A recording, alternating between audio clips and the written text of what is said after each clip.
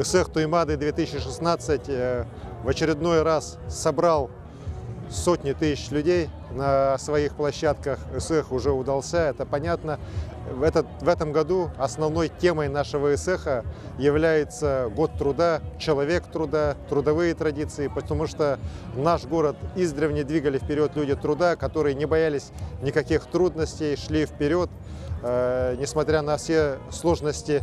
И, конечно же, вот именно прославление людей труда, прославление труда как основного двигателя развития нашего города является основным лейтмотивом нашего ЭСЭХа.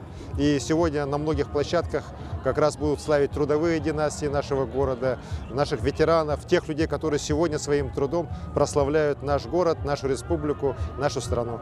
Сегодня на нашем ЭСЭХе присутствуют гости из десятков стран мира, и, конечно, они все выражают восхищение нашей культурой, самобытной культурой, нашим праздником, тем, что вот этот праздник ЭСЭХ, который пришел к нам из глубины столетия, он не то что не исчез, он, наоборот, обогатился и стал сегодня тем праздником, который объединяет не только народ Саха, но и жителей 100 с лишним народов, которые живут в нашем городе Якутске.